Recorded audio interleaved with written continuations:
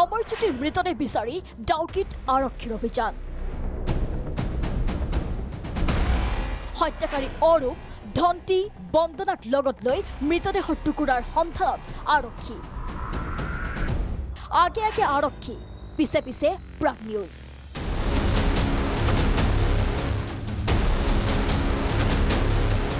বন্দনাৰ বৰ্বৰতা, স্বামী অমৰজ্যোতি দে আৰু শংকৰী দে টুকুৰা টুকুৰকৈ কাটি পেলাইছিল চেৰাপুঞ্জী আৰু ডাউকি। চেৰাপুঞ্জীত ঘন জংঘলত মৃতদেহ উদ্ধাৰ হোৱাৰ দৃশ্য আমি দেখুৱাইছিলো পূৰ্বে। আৰু এইবাৰ অমৰজ্যোতিৰ মৃতদেহৰ সন্ধানত হত্যাকাৰী বন্দনা কলিতা, অৰূপ ডেকা, ধন্তিক লগত লৈ এইবাৰ আৰক্ষীৰ অভিযান চলিল ডাউকি। ডাউকিৰ ঘন জংঘলত ৫ টুকুৰাকৈ কাটি পেলাইছিল অমৰজ্যোতিৰ মৃতদেহ। শাহুৱেক শংকৰী দেক হত্যা কৰিছিল ২৬ জুলাইত। ২৭ জুলাইত পেলাইছিল মেঘালয়ৰ চুহৰাত। ১৭ আগষ্টত স্বামী অমৰজ্যোতিক হত্যা কৰা হৈছিল আৰু পেলাইছিল ১৮ আগষ্টত ডাউকিত। আৰু অৱশেষত আৰক্ষীৰ অভিযানত উদ্ধাৰ অমৰজ্যোতিৰ দেৰ মৃতদেহৰ টুকুৰা। প্ৰথম দুটা স্থানত একো নাপালে আৰক্ষীয়ে। তৃতীয় স্থানত অভিযুক্তক লগত লৈ আৰক্ষী আগবাঢ়িল। তৃতীয়টো স্থানত পলিথিনেৰে বন্ধা অৱস্থাত উদ্ধাৰ হাত ভৰি। আৰু চতুৰ্থ স্থানত উদ্ধাৰ হোৱা শৰীৰৰ অংশ ৰাজহাড় আৰু কামিহাড় বুলি সন্দেহ আৰক্ষীৰ। ৫টা স্থানত মৃতদেহৰ ৫টা টুকুৰা পেলাইছিল অভিযুক্তই।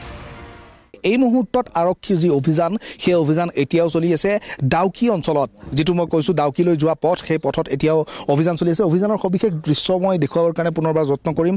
এইটো হৈছে চতুৰ্থটো স্থান। ইয়াৰ পূৰ্বে আন ৩টা স্থানত অভিযান ইতিমধ্যে উদ্ধাৰ অভিযান চলাইছিলে আৰু সেই 3টা স্থানত উদ্ধাৰ অভিযান চলোৱাৰ পিছত তাৰে মাত্ৰ এটা স্থানতহে কিছু মৃতদেহৰ অংশ উদ্ধাৰ হৈছিল। আৰু তাৰ বাহিৰে যি আন 2টা স্থানত অভিযান চলাইছিল, সেই 2টা স্থানত কোনো ধৰণৰ অংগ প্ৰত্যংগ ইতিমধ্যে উদ্ধাৰ কৰিবলৈ সক্ষম হোৱা নাছিল আৰক্ষীয়ে। ৩ নম্বৰটো তৃতীয়টো স্থানত মৃতদেহৰ কিছু অংগ প্ৰত্যংগ 2টা প্লাষ্টিক কেৰিবেগত উদ্ধাৰ কৰিছে, য'ত আৰক্ষীয়ে সন্দেহ প্ৰকাশ কৰিছে যে সেয়া আচলতে হাত আৰু ভৰিৰ হাৰ্ডি বুলি সন্দেহ কৰা হৈছে।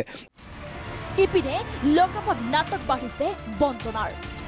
নিৰামিষ ভাত হেনো খাবই নিবিচাৰে মানৱ ৰূপত দানৱ বন্দনাই। মাংস ভাতহে লাগে। কথাই প্ৰতি এটাই কথা, বেল কেতিয়া পাম? পিছে নাৰীৰ নামত কলংক বন্দনা অলপো নহয় অনুতপ্ত। ইপিনে ধন্তিদাস বন্দনাৰ বুন্দাৰ নিজ পিতৃগৃহত ভাড়াতীয়া হিচাপে আছিল। ধন্তিৰ ভাড়াঘৰত অৰ্থাৎ বন্দনাৰ নিজ পিতৃগৃহত ৰচনা কৰা হৈছিল মাৰ্ডাৰ প্লেন। বন্দনাই ধন্তিৰ কোঠাত প্ৰেমিক অৰূপক মাতি নি তিনিওজনে একেলগে বহি কৰিছিল হত্যাৰ পৰিকল্পনা। মেঘালয়ত ইটোৰ পাছত সিটো মৃতদেহৰ টুকুৰা উদ্ধাৰ হোৱা ঘটনা চাই সকলোৱে একেমুখে কৈছে মানৱতাৰ আঁৰত এওঁলোক একোজন দানৱ। ভিডিঅ' জাৰ্নেলিষ্ট হিৰকৰ সহযোগত সমৰজ্যোতি শৰ্মা আৰু ববিতা গগৈৰ ৰিপৰ্ট, প্ৰাগ নিউজ।